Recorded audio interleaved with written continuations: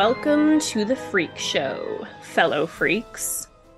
I'm Matthew Brockmeyer, I'm Krista Carmen, and this is Murder Coaster.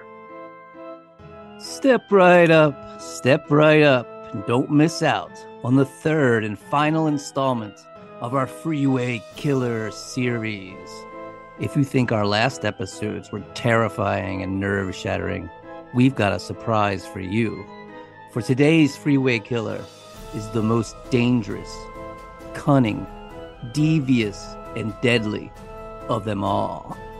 He's also more sadistic, brutal, and horrifying as well. Today, ladies and gentlemen, we bring you the tale of a man with many names and many faces. He's the scorecard killer, the Southern California Strangler, the true Freeway Killer. He is the disgusting and utterly vile Randy Kraft. Randy Kraft murdered 67 young men across 3 states, making him one of the most prolific American serial killers to ever exist. We have this number because Randy Kraft wrote down each of his killings in code on what would later be called a scorecard. Like Patrick Kearney, the first Freeway Killer we covered, Randy Kraft was a cunning, careful, and devious killer. And his span of crimes would last 12 years, from 1971 to 1983.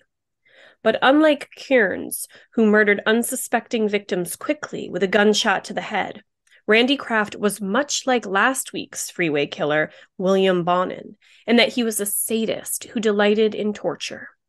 His method of killing and disposing of bodies were also similar to Bonin's, and their victims were, in fact, confused by law enforcement at the time, though we can now see that there were very distinct differences, which we will get into later in the show. Randy Stephen Kraft was born March 19th, 1945, in Long Beach, California.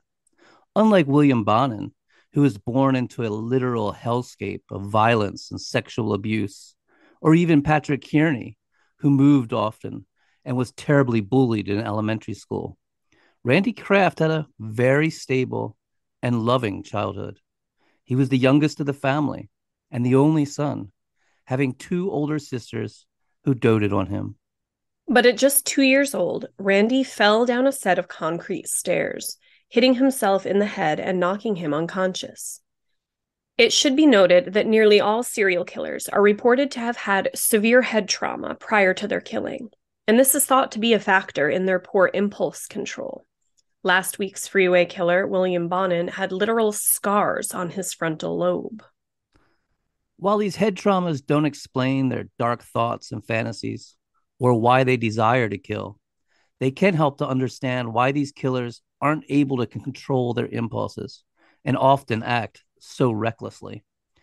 As an adult, during his trial, Randy Kraft would have his brain scanned, and the results would show lethargic electrical activity in the frontal lobes, where judgment is controlled, and abnormally high activity in the temporal lobe that governs emotion and sex drive.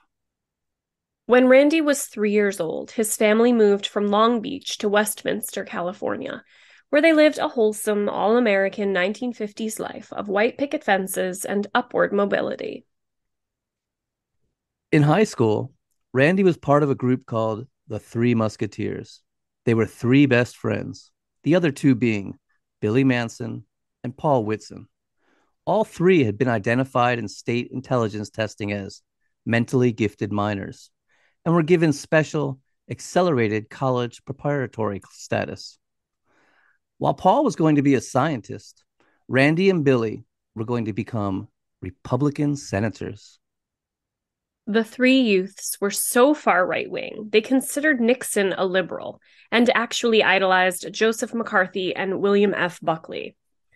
They read the National Review and went to meetings of the Christian Anti-Communist Crusade. All 3 had buzz cuts and wore starched white button-up shirts, and both Billy and Paul wore thick horn-rimmed glasses. But unlike Patrick Kearney, who was also very nerdy and dressed exactly the same, but was relentlessly bullied by Texas rednecks for doing so. The Three Musketeers were very accepted. Orange County, California is a notoriously conservative and right-wing place, the home of Richard Nixon, and where Ronald Reagan would go on to announce his 1984 re-election campaign. And the city of Westminster was a clean-cut and respectable stronghold of traditional conservative values. Westminster was founded as a Presbyterian temperance colony, farmers even refusing to grow grapes because they could be turned into wine and were associated with alcohol. Randy's mother and sisters were devotedly Presbyterian. His sister Doris sang in the choir, and his mother was chairman of the Deacons Committee. She was also a PTA officer at Randy's elementary school and baked cookies for his Cub Scout meetings. They were a regular Leave It to Beaver type family. When the Three Musketeers were freshmen in Westminster High, they formed a Westminster World Affairs Club and passed resolutions condemning the United Nations for being too liberal and pledging support to the anti-communist John Birch Society. Randy regularly wrote impassioned right-wing essays, which were considered so well written they were entered into Rotary Club and Kiwanis contests, and he won many awards for them. Randy worked summer vacations at a hamburger stand in Huntington Beach and saved up enough money to buy himself a '53 Mercury. He dated and hung out in a local pizza place where he and his friends would discuss politics. He was all-American as can be, and in 1963 he graduated from Westminster High School 10th in his class. He applied for a scholarship to the prestigious Claremont Men's College and was accepted. In college, Randy continued with his conservative values, enrolling in the Reserve Officers Training Corps and regularly attending demonstrations in favor of the Vietnam War, and campaigned for far-right Republican presidential candidate Barry Goldwater. But in 1964, things began to slowly change. Randy says he was aware he was gay in high school, but suppressed it. But with the independence afforded by college, he began to embrace his homosexuality. He became a bartender at The Mug, a Garden Grove cocktail lounge which catered to the LGBTQ community. He also began to frequent known gay hookup spots where men could engage in quick, casual sex, and in 1966 he was arrested for lewd conduct after propositioning an undercover police officer. In many ways, it was basically illegal to be gay back then, at least openly. But Randy was defiant, and this seems to have galvanized him. He grew his hair longer, registered as a Democrat, began to champion liberal views, and campaigned for Robert Kennedy. He also began to indulge in drugs and alcohol, playing in all-night poker games, and his grades suffered severely. He failed in economics class, which caused him to graduate a year late, in February of 1968. Despite his newfound liberalism and anti-war stance, in June of 1968, Randy joined the Air Force. Perhaps knowing that his college deferment was gone, he figured it would be better than being drafted. And with his college degree, he could find a career of sorts. He did excellent on his aptitude tests, scoring consistently in the 90s and securing a secret security clearance. You may remember last week that William Bonin also joined the Air Force at around the same time. But while Bonin was made a helicopter gunner and put right into action, Kraft was kept right there in sunny Southern California and stationed in Edwards Air Force Base, where he was a protective coating specialist. Protective coating specialist has a slightly glamorous ring to it, but in actuality, he was simply painting test airplanes. And when the base ran out of test planes for him to paint, they had him painting houses on the base. This was not his idea of what a Claremont economics graduate should be doing, and he was quite miffed. He also hated the grinding routine, the manual labor, and the lousy food. So Randy boldly went and told his supervising officer that he was a homosexual, which resulted in him receiving a general discharge under medical reasons, meaning he would not receive any GI benefits. While not as much of a rebuke as a dishonorable discharge, it's still a stigma that he knew would haunt him. He could say goodbye to his dreams of ever becoming a senator, and many employers would be loath to hire him now. He fought it, filing a formal protest, but was denied.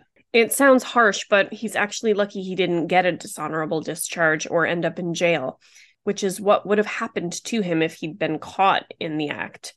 Homosexuality was actually illegal in the military at the time. And he also went on to inform his parents of his sexual orientation. His father flew into a rage. His mother was somewhat accepting, but hoped it was just a phase he would outgrow. His childhood Presbyterian neighbors all fretted over the fate of his immortal soul when they heard the news. Free from the military and the draft, Kraft immerses himself in the gay lifestyle, becoming a bartender at a gay bar called the Bowie Shed, and began frequenting other gay bars, like Broomhilda's and Stables, and gets himself an apartment in Long Beach.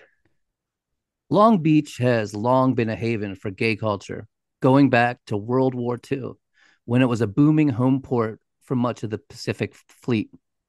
Sailors who had been out at sea and yearned for sex stalked the dive bars along Ocean Boulevard at night, lonely and desperate, looking for anyone to hook up with, either male or female.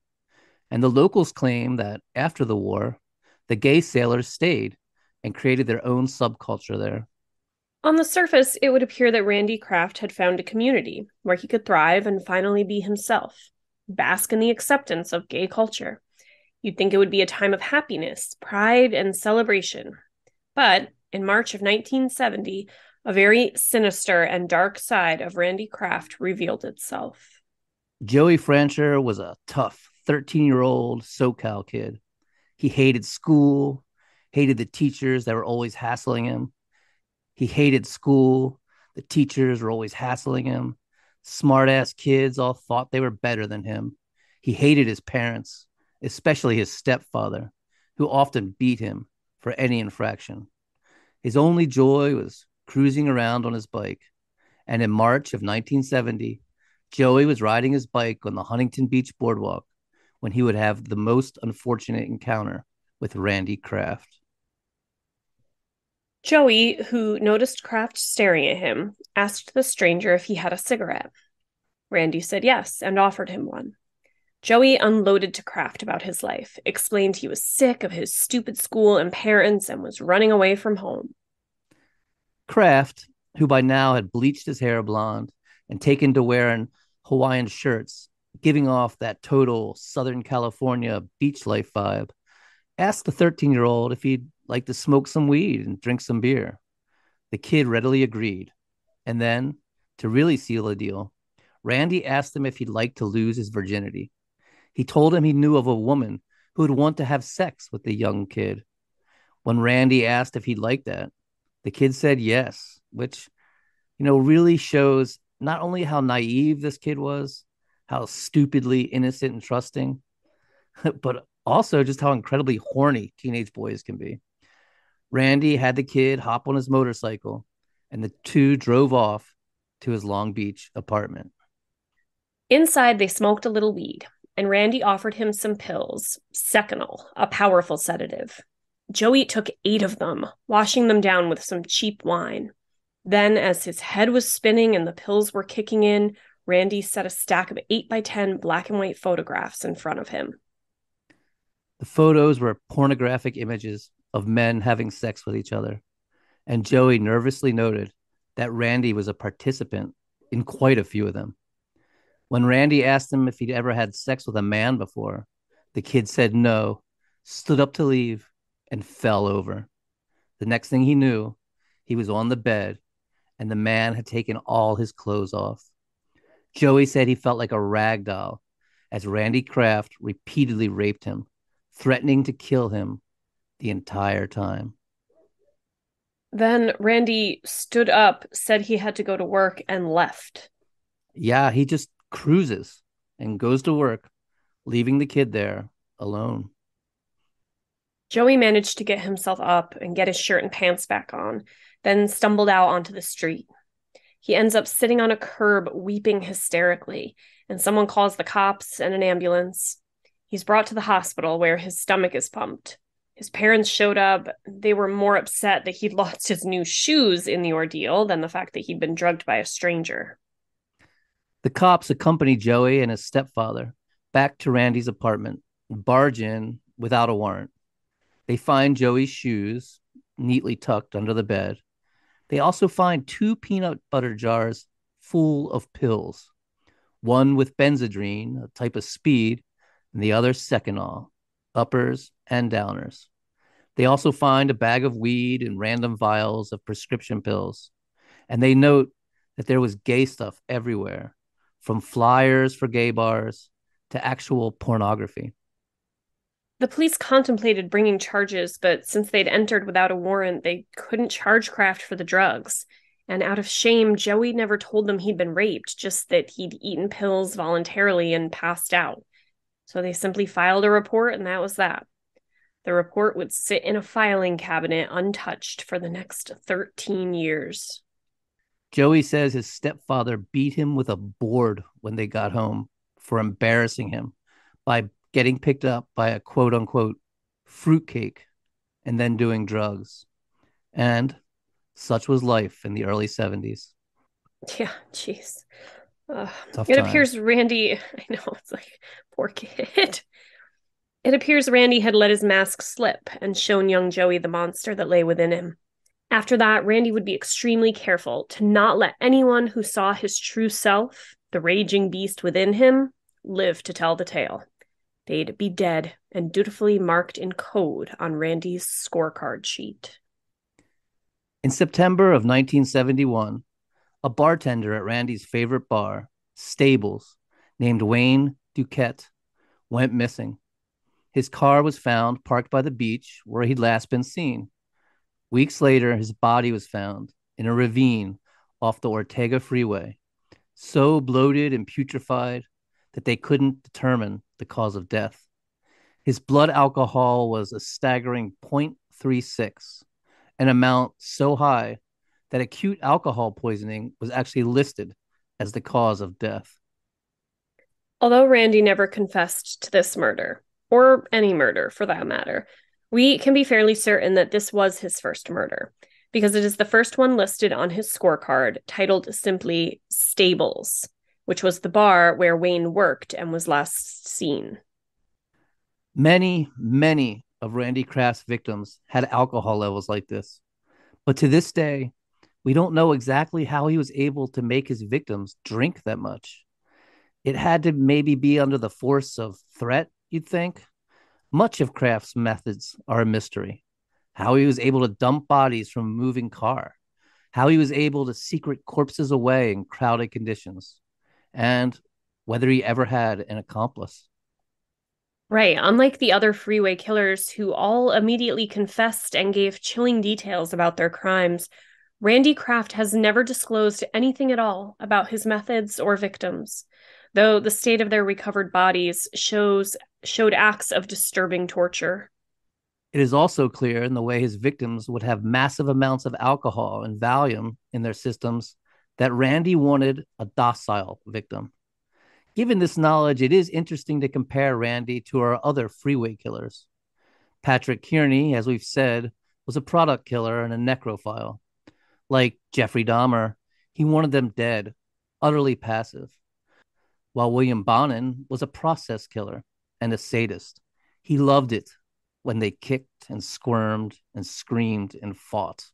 He was all about the process of killing, not the product it resulted in. It appears Randy Kraft was right in the middle of these two dichotomies. He wanted them alive and was obviously extremely sadistic. But with the near lethal combination of Valium and alcohol, he somehow coerced his victims to consume. They had to be semi-comatose. He's dehumanized them to the point of dolls, but at the same time, he wants them still alive. I think it's safe to say he just didn't want them to be able to fight back. Yeah, and I think you bring up an interesting point there, particularly as many of his victims were Marines that were much, much larger than him, men literally trained to kill. But we'll get more into that later. In 1972, Kraft campaigned for Democrat John McGovern's run for president. This campaign was famously reported on and turned into a book by famed gonzo journalist Hunter S. Thompson, called Fear and Loathing on the Campaign Trail. But luckily, there seems to be no mention of Randy Kraft in it at all. It's an iconic and important book, a testament to the cultural shifts in America at the end of the 60s and beginning in the 70s. And that asshole Kraft, even being somehow superficially acknowledged, that would have sucked. It's important to note that John McGovern was seen as ultra left wing back then.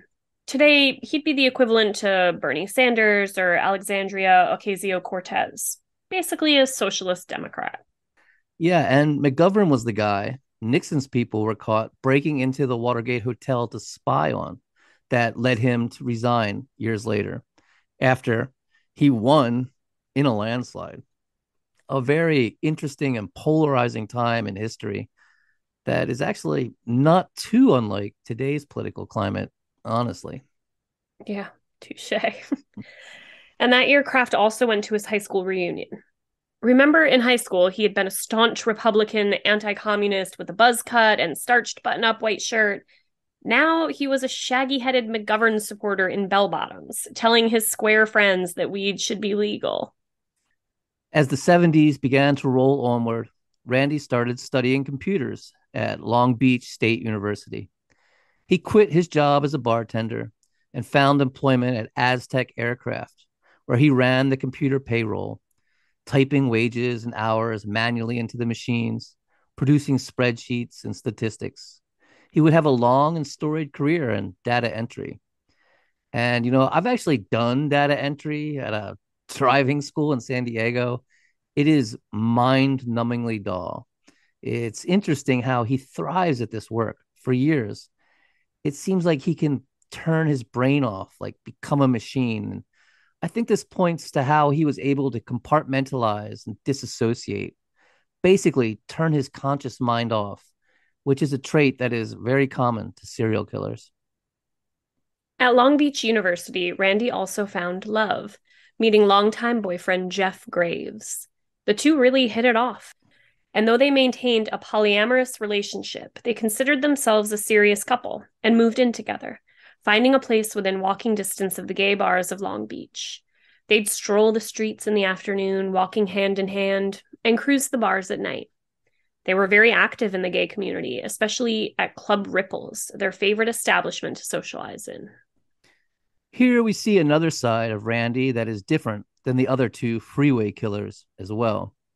While Patrick Kearney was openly gay, he was also notoriously shy and introverted and was too awkward to become a part of the blossoming LGBTQ community. Plus, he didn't drink, and the gay social life was centered around bars. And William Bonin, well, he was just too crude and rude and immature for the LGBTQ community. He'd experimented with going to gay bars in Los Angeles and told friends he wanted to be more involved in the gay scene, but he was like a bull in a china shop. Too much of a shit-talking psycho, too much of a bully. He instead collected a crowd of lost souls and weird teenagers that he enlisted in aid of his crimes.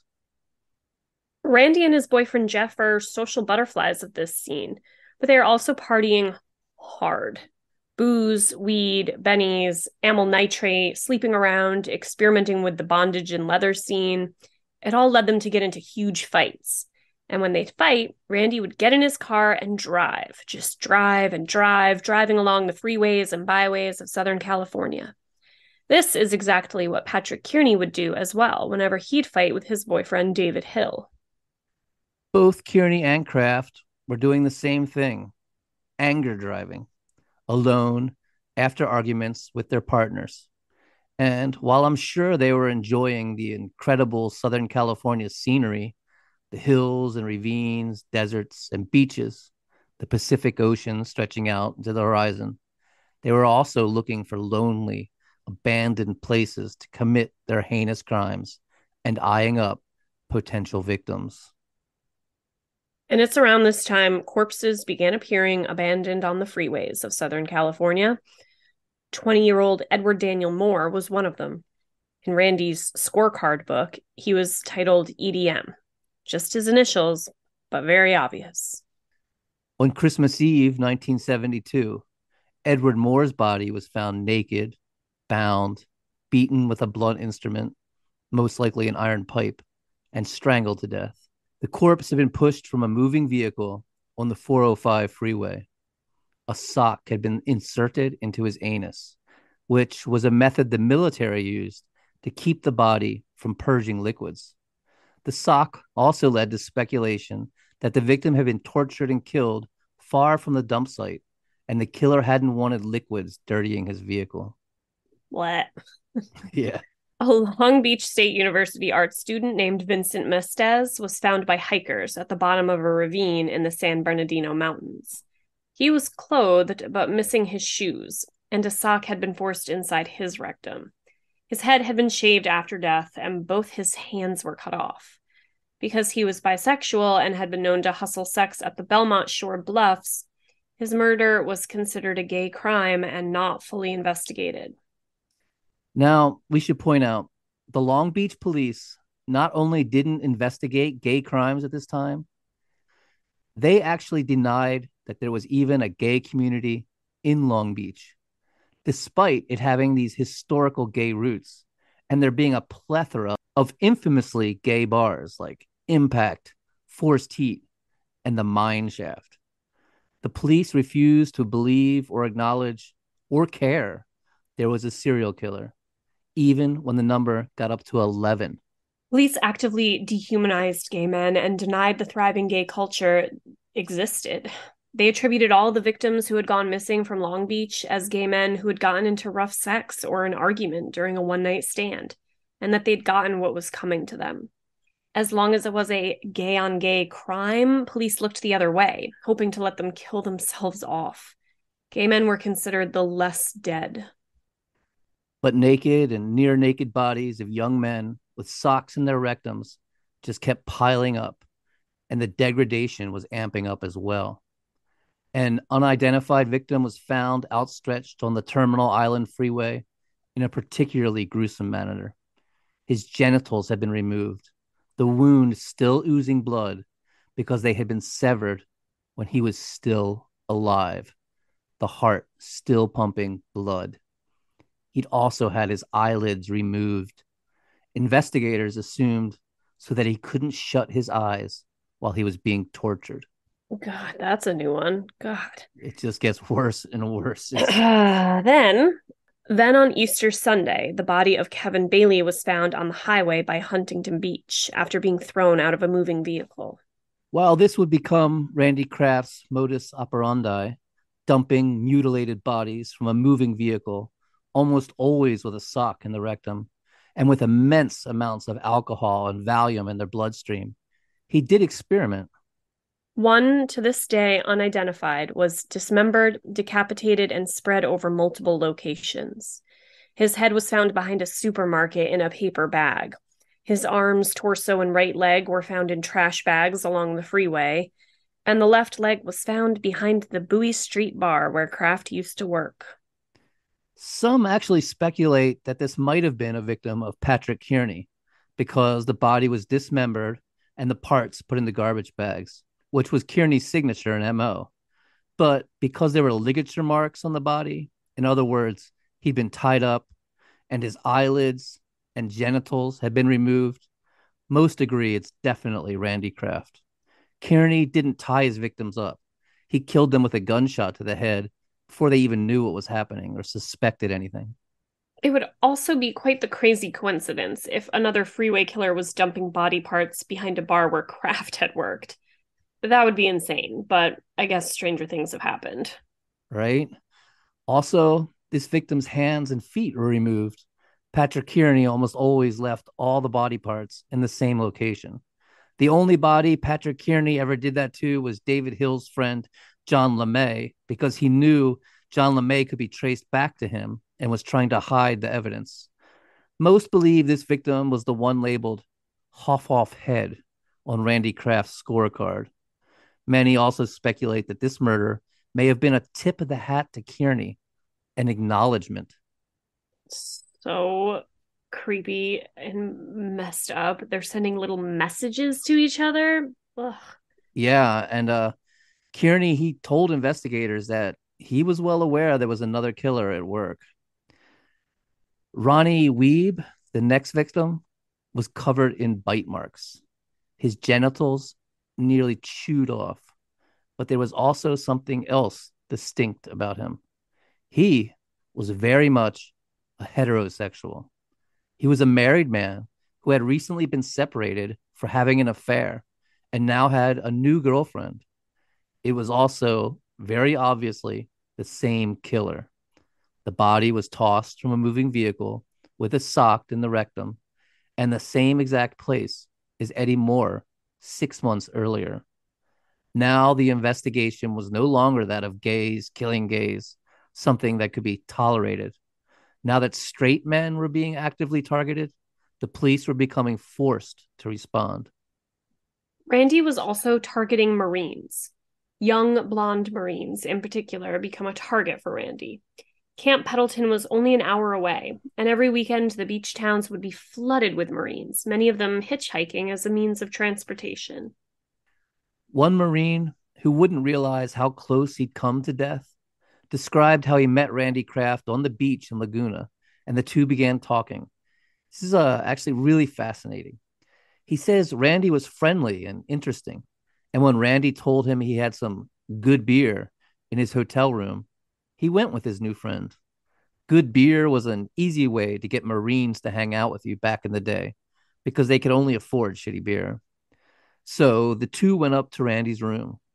After talking for hours, Randy came on to him, but the Marine told him he was straight and wasn't interested in anything like that. But he also said no one had ever made him feel so alive or beautiful, and that it felt they'd become best friends. The Marine even allowed Randy to photograph him with his shirt off. Of course, Randy was probably spiking the guy's beer with Valium, which always gives you a sense of euphoria. And indeed, when the guy's head started spinning after only a few beers, he split. But one thing he remembers was the room. It was on the second floor, right above the strip, so you could look down and see everyone entering and exiting the bars. And over to the left, there was the freeway, meaning you could drive away from the motel and directly onto the freeway. This Marine, he was a sniper, and he thought this room would be an excellent location to set up a sniper base because it was so strategic. Oh my God, that is chilling. Right? It's fascinating the way he smooths this guy. This guy Yeah, is like doesn't kill him. Like, see, it's almost like he's trying to impress him because he gave him a compliment. I don't know. It's bizarre the guy and said he never felt so loved. so weird. Ugh. Well, another Marine by the name of Roger Dickerson would not be so fortunate. Roger told his friends he'd found a ride to Los Angeles and he'd see them later. But he was found dead on a dead end street in Laguna Beach, naked, a sock in his rectum, with his nipples and penis chewed off. And three more Marines would be murdered between August and November of 1974, followed by a 17-year-old high school student named John Larraz. But in March of 1975, Randy did have a very close brush with the law. Randy picked up two teenagers named Keith Crotwell and Kent May on the Laguna Beach parking lot, luring them into his black and white 74 Ford Mustang with the offer of free beer. Once inside, he offered them some Valium, giving them a straight up handful each. These kids had to be very inexperienced with drugs to eat that many Valium. Yeah, right. So Randy just dumped the pills in his hand like they were candy and said, "Here, eat these." The two were soon out cold. Randy then returned to the parking lot where he'd picked them up, pushed open the passenger door, and shoved May out onto the sidewalk, completely unharmed, then sped off with Crotwell slumped against his shoulder. Fortunately, friends of May saw the incident and took him home, where he woke up in the morning not knowing how he ended up in his bed. One thing this shows is how Randy could somehow get the passenger door of his car open and throw a body out. And I still wonder how he was able to do that so easily. I mean, I wonder if he had like a wire or a pole or something. It's crazy. Yeah, it seems, but I don't know. It's like if he picked a room that a Marine thought was a strategic, the most strategic room to see things. It's like you can only imagine that solving a small problem like how to figure out how to open your door while you're driving. He probably did have some crazy tool that he could just easily open the door and then pull it back in. He's truly terrifying, devious character. Yeah. Okay. So 5 weeks later, Crotwell's decapitated head was found between some rocks on a jetty close to the Long Beach Marina. Two of Crotwell's friends went on a mission to find the guy in the black and white Mustang, following a rumor that he'd once worked in one of the gay bars as a bartender. And these two kids found the car, totally Scooby-Dooed it, and it was just a mile away from the parking lot where Crotwell had gone missing. They wrote down the license plate number and gave it to the police. It came back registered to Randy Kraft. The police questioned Randy Kraft, and at first he denied it all, but then he changed his story. Yes, he did pick up two kids one night, and he had rode off with May, but May had wandered off after Randy got his car stuck on an exit ramp in the desert. The police, well, they could even ask Randy's roommate, who he'd have to call in the middle of the night to help him push the car out. Detectives were skeptical and attempted to file homicide charges against him, but the district attorney declined, citing the coroner's autopsy, which listed the death as accidental drowning. Plus, it was probably some weird gay stuff from their perspective that they didn't want to get involved in.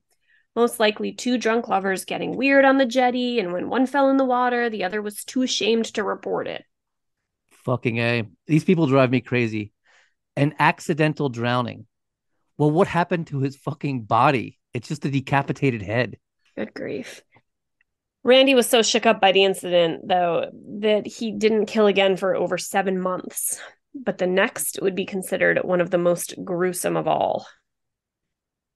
On New Year's Day, 1976, the body of Mark Howard Hall would be found. Hall, an aspiring drummer from Idaho, had come to California with the dream of being in a rock and roll band. He had a 0.67 blood alcohol level, a mind-bogglingly high number. And a new method of torture had been introduced: the cigarette car lighter. He'd use it to brand his nose, scrotum, lips, and even his eyeballs.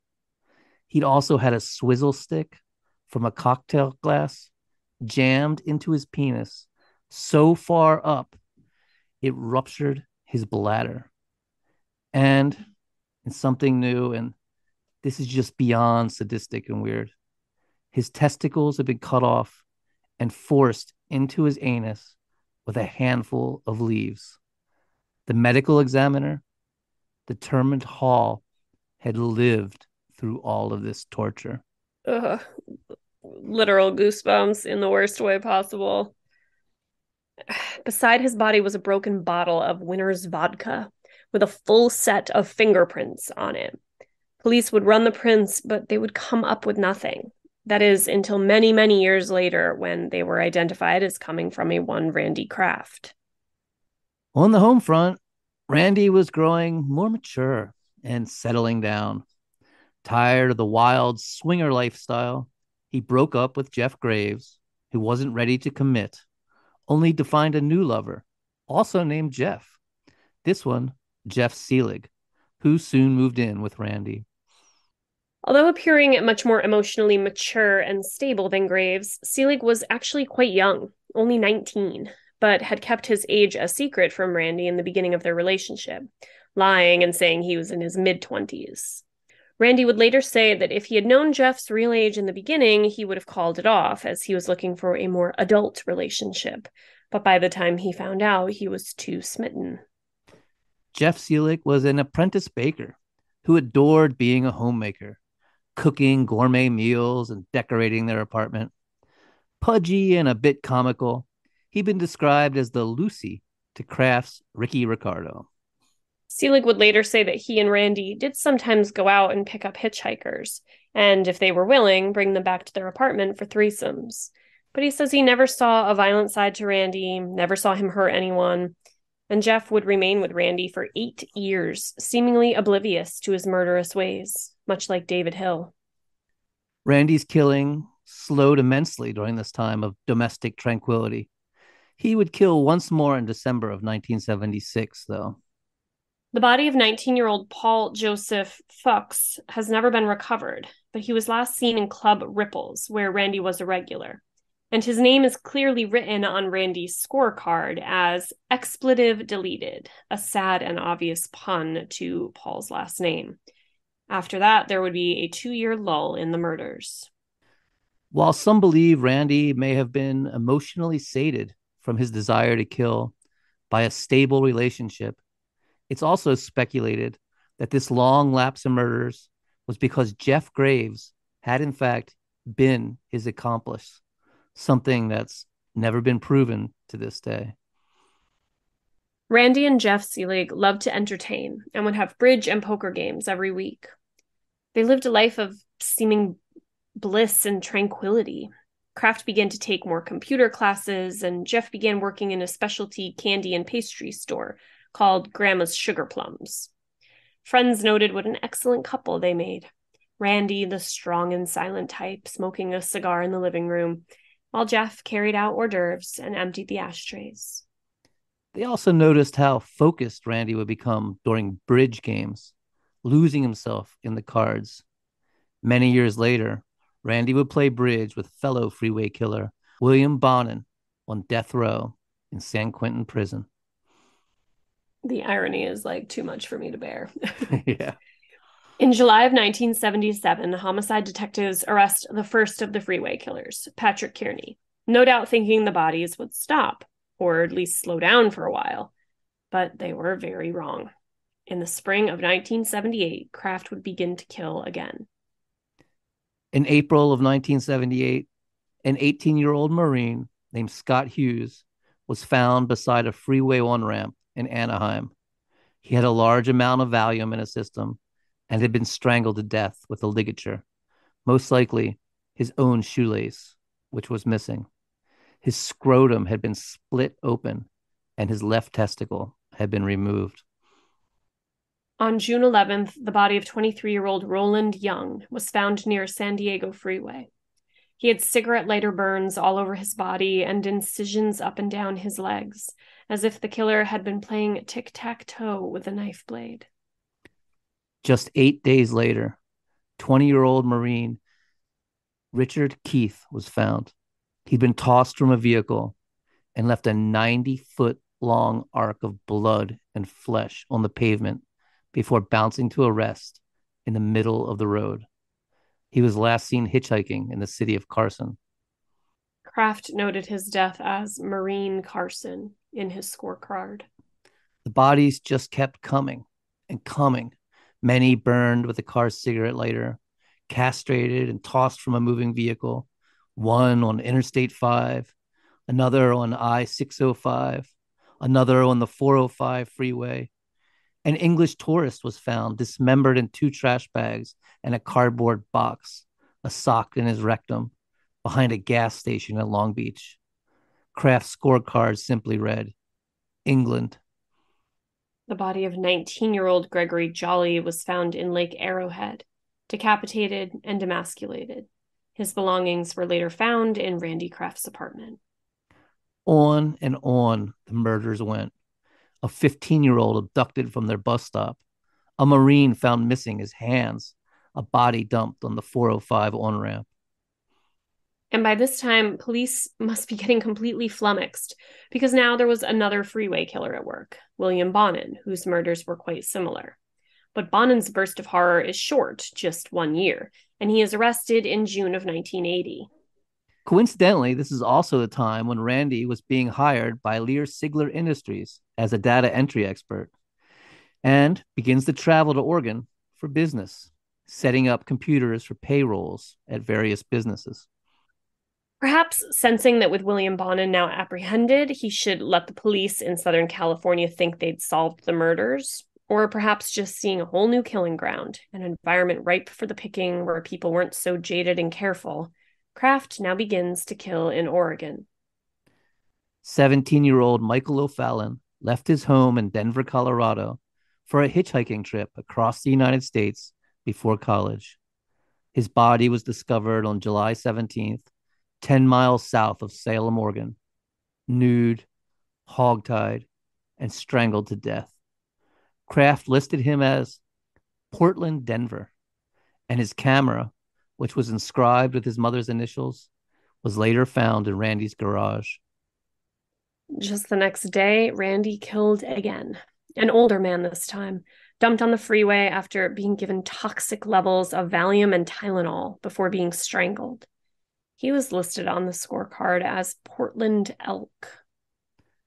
Randy would kill when he returned to Portland again on business later that year, dumping 17-year-old Michael Cluck on the I-5 freeway and recording him on his scorecard as Portland Blood. But he also started killing in California again as well.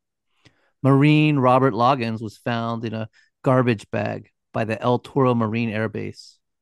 Later, photographs of him naked and in pornographic poses would be found in Kraft's possession. In all of these photos, his eyes are shut, and it is unknown whether he was heavily intoxicated or already deceased. The garbage bag with his remains would be found after sitting in the sun for 3 days by a group of curious children. Oh, God. 17-year-old runaway Christopher Williams was found in the San Bernardino Mountains. Tissue paper had been lodged into his nostrils, causing him to choke to death.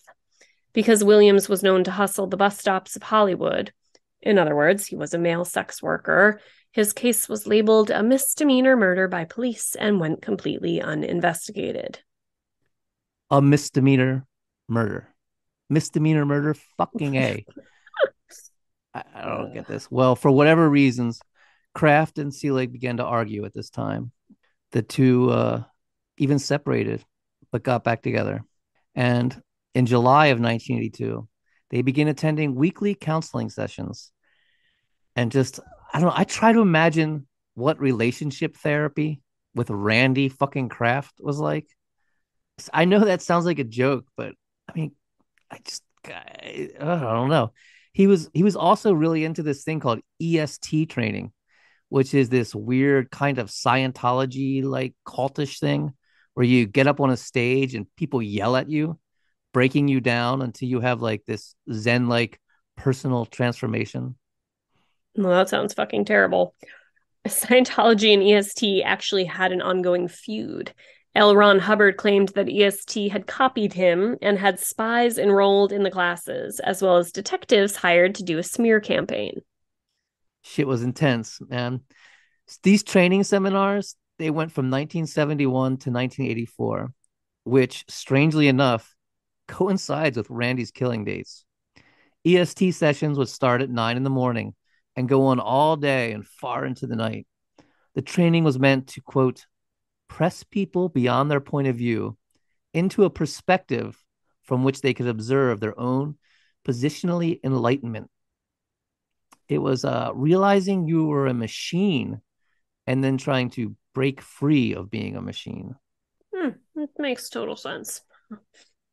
In July of 1982, residents of Echo Park began complaining about an overwhelmingly foul smell coming from a field by the Hollywood freeway. Eventually, Caltrans is sent to investigate, thinking it must be a dead animal. Instead, they found the decaying body of 14-year-old Raymond David, who'd last been seen searching for his dog. Kraft would mark him down as simply dog in his scorecard. There's something like particularly just disgusting and dehumanizing and brutal about the way these poor victims were reduced to these like one or two words. It's like infuriating. Absolutely. And to the Caltrans workers' continuing horror, he'd find another body just 40 feet away, that of 16-year-old Robert Avila, nearly completely decomposed, with a length of stereo speaker wire wrapped around his neck. In December of 1982, Kraft is up in Oregon on business again, and he just goes on like this utter rampage that is mind-boggling. This series of killing, it's just absolutely insane. On December 3rd, he picks up a hitchhiker, kills him, and then jumps on an airplane on the 5th and flies to Grand Rapids, Michigan for a data entry seminar at the Amway Grand Plaza Hotel. There was a horticulture seminar going on at the same time, which is why two fun-loving cousins by the names of Dennis Alt and Christopher Schonenborn were there. They were seen that evening talking to and drinking with Randy. The next day, the cousins were found in a snow-covered field. Christopher Schrodenbaum strangled with his own belt, completely naked, a ballpoint pen inserted into his urethra. Dennis Alt clothed and asphyxiated. They were positioned in a bizarre manner, legs spread out as if making snow angels, and at a direct angle to one another, so that they formed a triangle. Randy recorded this as GR2 on his scorecard, obviously short for Grand Rapids 2. Though a fellow employee later recounted how calm Randy seemed the next morning as they returned to their rental car together, he was definitely in some kind of internal frenzy, for he flies back to Portland and immediately kills 19-year-old hitchhiker Lance Taggs. It's crazy. He'd just done this insane double murder, and to this day, no one knows exactly how he did it. I mean, moving these bodies around like that in a crowded hotel, and then he just grabs a hitchhiker. He like sandwiched the Michigan double homicide with these two Portland hitchhikers. He's a very dangerous, deadly, and terrifying person. It's really, truly unnerving. Yeah. But investigators in Oregon are starting to put two and two together. Noting how a few times a year there's a rash of murders, all the victims full of Valium and alcohol and dumped on the side of the freeway, they figured it was someone visiting their state, most likely on business, and began reaching out to other states to see if there's similar crimes. Southern California police immediately confirm they have a lot of murders exactly like that. A lot. Back in Southern California, Randy gets laid off. He'd seen it coming. The company was downsizing. Of course, it didn't help that he'd been breaking protocol by renting the nicest cars possible when on business trips and putting an insane amount of miles on the vehicles. For instance, on one weekend trip, Randy had put over 900 miles on his rent-a-car when he was only supposed to drive from the airport to his hotel, a mere distance of 25 miles. Randy explained he'd just get driving fever and have to drive. But being laid off wasn't so bad. Now he worked for the same company, just as an independent contractor. And they were often hiring him to install systems and find bugs and glitches in systems. Now he was his own boss, didn't have to answer to anyone, which suited him just fine. Randy's sister even asked him to speak to the third grade class she taught about his career in computers. And he does. And he's the hit of the semester. She remarked how he's always been so great with children because of his lighthearted patience and consideration. And Jeff is doing great as well. He was now a full partner and frontline chocolatier for Grandma's Sugar Plums. And they had grown to two locations, the original store in Belmont Shore and a second in the city of Cypress. And through it all, Randy keeps right on killing. Some of the murders appearing to suggest there's an accomplice. For instance, with Eric Church, a hitchhiker found on the I-605, there's someone else's semen present. But I mean, could Eric have been intimate with someone prior to the murders? We don't know. It just seems very suspicious. Eric's belongings were later found in Randy's house. Also, the double murder of two Bueno Park men. 18-year-old Jeffrey Nelson and 20-year-old Roger Duvall. This double murder, like the Grand Rapids, Michigan double homicide, just baffled investigators in how one person could have killed two people in the manner they did. It just seemed impossible. Some armchair sleuths believe that Roger Duvall was an accomplice to other murders and that Randy had then killed him after the two had killed Jeffrey Nelson together. Then on May 13th, 1982, Jeff Seelig is invited to the first Los Angeles Candy Convention. Randy dutifully went and helped Jeff set up his booth. Afterwards, the two men hugged, told each other they loved each other, and Randy left. It would be the last time Jeff would see Randy as a free man. The next day, he called Jeff and said he'd made a terrible mistake and needed the best lawyer he could find. The night before, at 1 a.m, two California Highway Patrol officers observed Randy's Toyota Celica driving erratically on Interstate 5.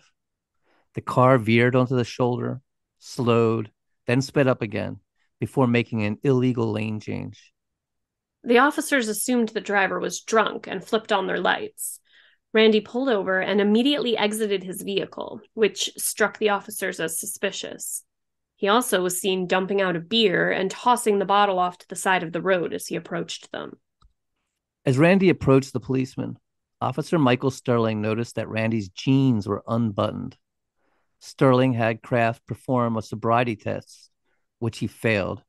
Randy insisting he was fine, that he'd only drank 3 or 4 beers. Yeah, the old days when 4 beers, you were still considered to be sober. Sterling then arrested Kraft for driving while intoxicated, saying later he may not have been drunk, but he was clearly under the influence.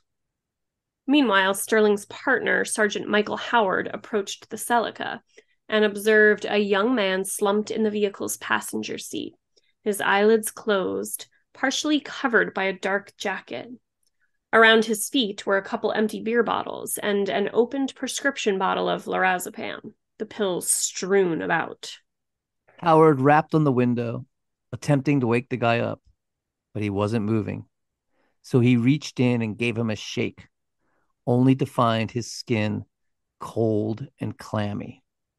Officer Howard checked for a pulse and found none, then noticed the ligature marks around the man's neck.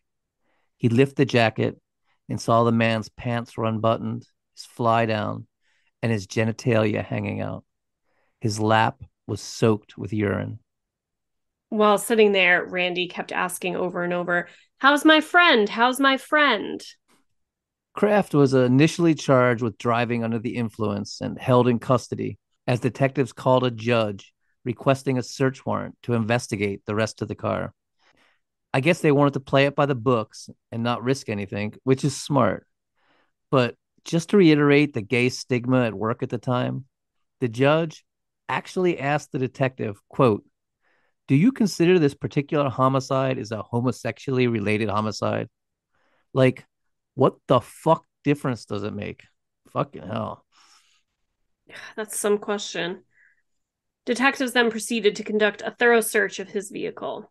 In the back seat, they found a belt which perfectly matched the width of the ligature marks on the man's neck.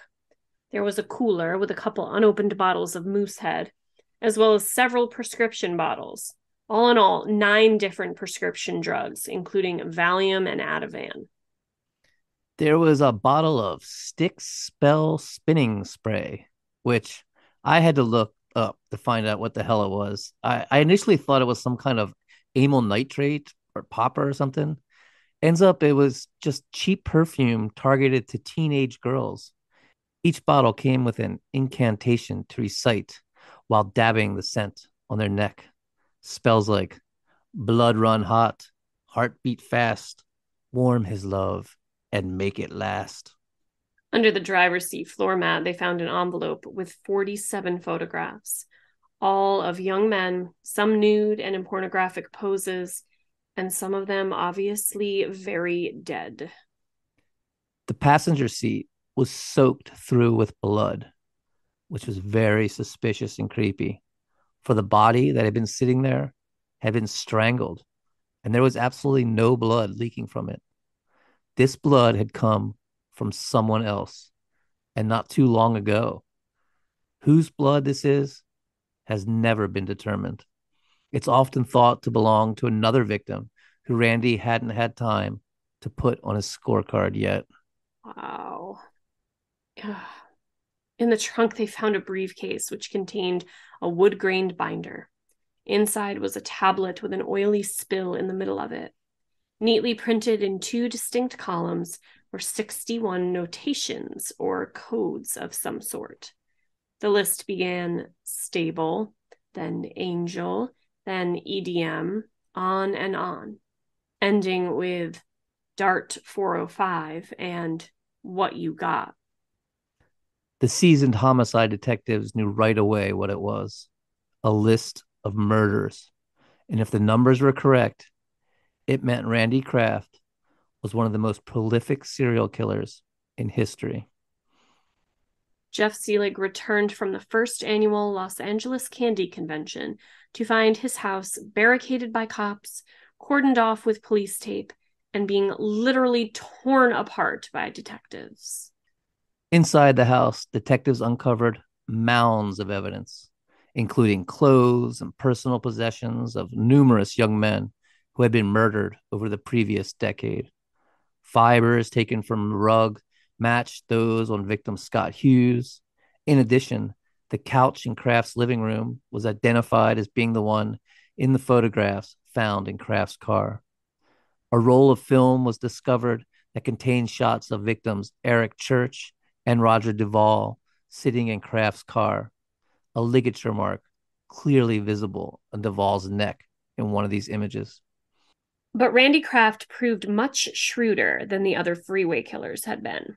While both Patrick Kearney and William Bonin immediately confessed, Kraft demanded a lawyer and kept his mouth shut. He never said a word. Later, he would claim the scorecard was a list of friends in the gay community, and that's why it was in code. Only 42 of the 61 entries in the card have been identified. Kraft's trial began on September 26, 1988. The trial lasted a total of 13 months and would prove to be the most expensive trial in Orange County history at a whopping $10 million. The defense relied on complicated alibis and said most of the murders had been committed by the other freeway killers, though they'd all been locked up for many years. But there was so much evidence, from fingerprints on that broken vodka bottle to photographs, fiber evidence, and a collection of jewelry and clothing he'd kept as trophies. Not to mention that corpse he had with him when he was pulled over. That one seems like some pretty damning evidence. I mean, you would think so. I would think that would go pretty far. Well, the jury deliberated for 11 days before reaching their verdict. On May 12th, 1989, Kraft was found guilty of 16 counts of murder, 1 count of sodomy, and 1 count of emasculation. He was subsequently sentenced to death. And to this day, he sits on death row in San Quentin prison, where he still maintains his innocence, though the facts are absolutely overwhelming. As we said before, Randy spent many of his days playing bridge with the other freeway killer, William Bonin, as well as the Sunset Strip killer, Douglas Kark, and toolbox murderer, Lawrence Bittaker. And just to reiterate how cunning Kraft was, he nearly always won these bridge games, while the sad loser was almost always William Bonin. Because of his silence as well as his cunning, there is so much we don't know. How did he eject the bodies from his vehicle the way he did? How did he manage to get 2 corpses out of a crowded hotel during packed conventions and pose them so provocatively? Did he ever have an accomplice? The list of questions just goes on and on. There is evidence pointing to an accomplice, such as footprints in the sand close to where the body of John LaRosse was found at Sunset Beach in 1975. And in the case of Eric Church, semen samples found on his body were inconsistent with Kraft's blood type. And also, where did Randy get those photographs developed? Kraft had no darkroom equipment or even darkroom training. Many believe Kraft's former lover, Jeff Graves, may have assisted Kraft in several of the murders. Graves had lived with Kraft between 1971 and 1976, when 16 of the murders had occurred, and had been questioned concerning the Crotwell abduction and murder in 1975, when he verified part of Kraft's statement to police. When questioned further about the incident following Kraft's arrest in 1983, Graves had informed investigators, "I'm really not going to pay for it, you know." Which means what? It could mean anything. If Graves was an accomplice, he took it to the grave with him, because he died of AIDS on July 27th, 1987, just as police were readying to question him further. Randy's other longtime boyfriend, Jeff Seelig, was interrogated and investigated thoroughly. Eventually, authorities came to the conclusion that he simply had no idea what his partner was up to, and they deemed him completely innocent. Then there's Bob Jackson, who reportedly confessed to murdering two hitchhikers with Kraft, one in Wyoming in 1975 and another in Colorado in 1976. Authorities in both Colorado and Wyoming were unable to corroborate these claims. Jackson also claimed that Kraft's scorecard included only his more memorable murders. In Jackson's opinion, Kraft's total body count stood closer to 100. Detectives interrogated Jackson and eventually persuaded him to enter a mental institution. No murder charges were filed against him due to an absence of direct incriminating evidence. Others believe Kraft would bring on an accomplice, similar to how William Bonin would, but then murder them as well when he felt the time was right, ensuring they never talked, as Bonin's accomplice William Pooh had done. What is certain is that investigators considered gay men to be the less dead, and that's why both Patrick Kearney and Randy Kraft were able to carry on so long and with such devastating numbers. I mean, no better example can be given than that of Christopher Williams, just a 17-year-old kid, forced to earn a living on the streets as a sex worker, and then his death is listed on the books as a misdemeanor murder because he's gay and a prostitute. What the fuck is a misdemeanor murder? Makes no sense. Every murder should be a felony. And he was a minor. He's only 17. Ugh. And both Kraft and Bonin were caught by random chance. Kraft, he was just pulled over for erratic driving. And I think he was probably trying to eject that body out. Yes, that is 100% what I thought too when I saw the circumstances of what the car was doing when he was about to be pulled over. It's like, maybe we're wrong. Maybe he didn't have a sophisticated tool and he just, he winged it every time and just somehow managed to get it done. Can you imagine if the cops were following him and a fucking body came flying out? That is irony. That would be crazy, like a horror movie, like almost like Silence of the Lambs scene or something. Yeah. The body comes flying out, hits the ground, and bounces up and smashes into their windshield, goes through the windshield and ends up in their lap. That would have been some crazy shit. Write that idea down for a story later. Yeah, there you go. There you go. And so he's still alive and he still never talked. We know there, like we never got like the Dahmer tapes or any additional info out of him, which is crazy. No, he's still there, and I don't know how he didn't get put to death. Bonin was put to death, and I guess he just kept on fighting it and doing all his legal tactics. And now there's a moratorium. The death penalty is still illegal in California, but a moratorium has been placed on it. It's been almost 17 years since there was an execution. Yeah, it's so crazy. I was reading that when I was preparing for this episode. I was like, what, why, how can you even, because at first I thought, like, is this like a Wikipedia mistake that he's on death row? Is it just that he's still alive? And I was like, no, it's California does not put anybody to death in that long. So why not just abolish it? I don't know. It's crazy. Yeah, his other bridge partner, Douglas Clark, the Sunset Strip killer, he's He's still there on death row too. Jeez. Which of the three do you think was the worst? Kraft. I don't know though. I don't even think you can. Well, I Kraft, mean, the way he tortured his victims was just yeah, insane. I mean, Bonin was disgusting, and he definitely tortured them. But I mean, Kraft took it to such a new level. I mean, yeah, I'm not yeah, going to even re-mention some of the things that he did. It's so disgusting. yeah. I guess I'm gonna have to agree with you. And Yep, he killed twice as many as them yeah, combined. yeah, yeah. Yep, that's my vote too. We're on the same page. It's funny you never really hear about this guy either. You know, you don't, but when I again was like Googling some stuff after looking at what we were going to be talking about, I recognize his face, I think, from, obviously being a horror writer, being somebody that's interested in true crime. Um, Which I picture was it? must The have, blonde haired picture when he had his hair bleached blonde? yeah, yeah. Yeah, And there's the one of him like kind of looking over his shoulder in the courtroom. I think he's a little bit right. older. Maybe he's not a little bit older. Maybe he No, just he is, and he looks almost like a different person. yeah, yeah, yeah.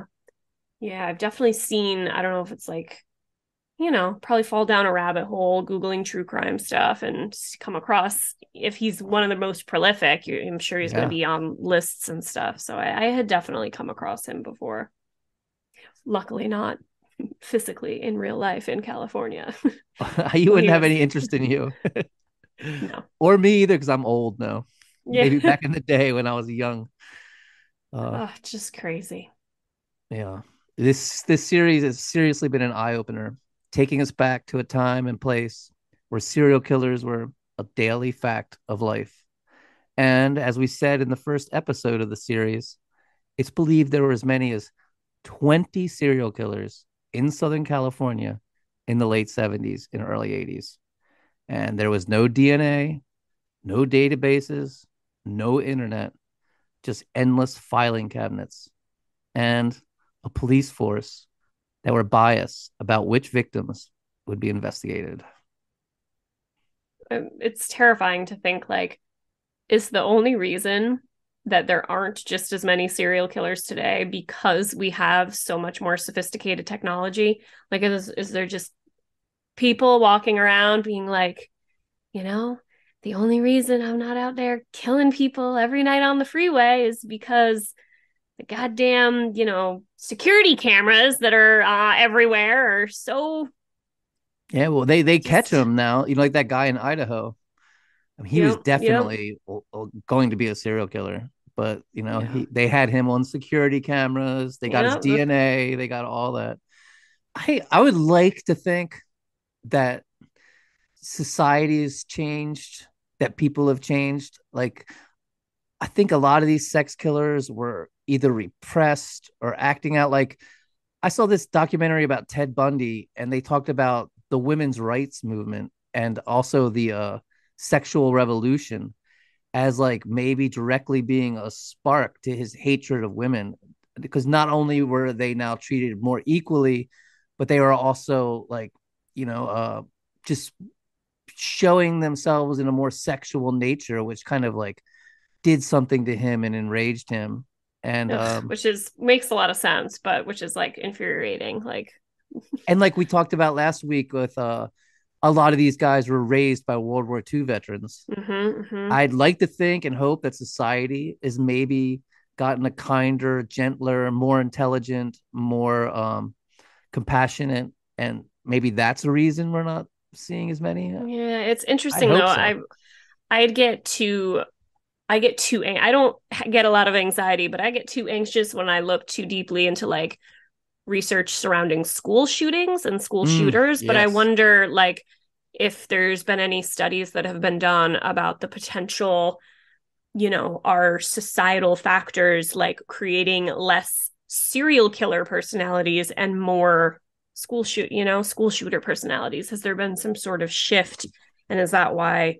And it's a very loaded question, right? Because so much of it is like there's so many factors that play into both. Like, I don't know what a study like that would look like, but I am curious. I think that you have an interesting point there. Like, a lot of potential serial killers realize they're not going to be able to get away with it. The evidence is just too much, and they're not going to be able to do these series of killings. So instead, they go and do a mass killing all at once.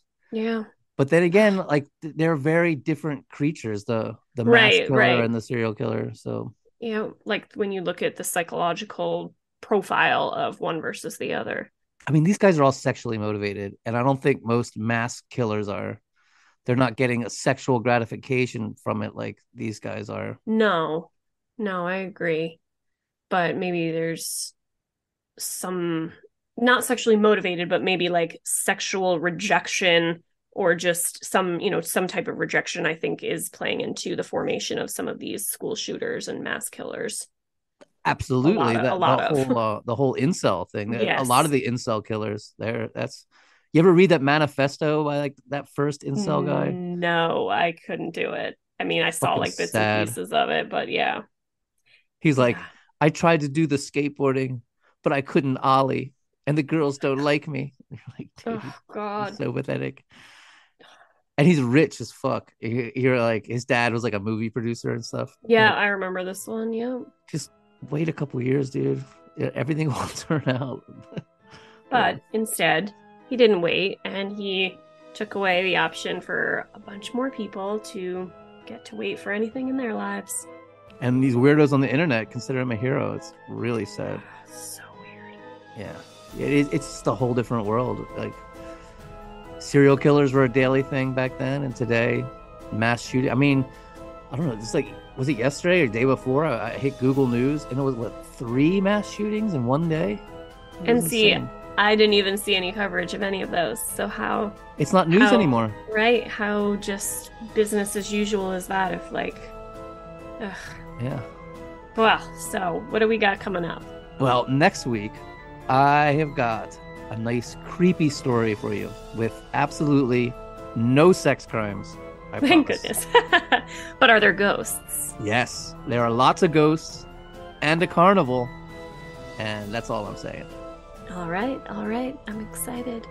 Well, then, with that, we'll see you all next week. Thanks so much for listening, dear listeners and fellow freaks. And hey, we want to hear from you. Got a case you think we should cover? Did we get something wrong? Or do you just want to say hi? Drop us a line at murdercoasterpodcast@gmail.com.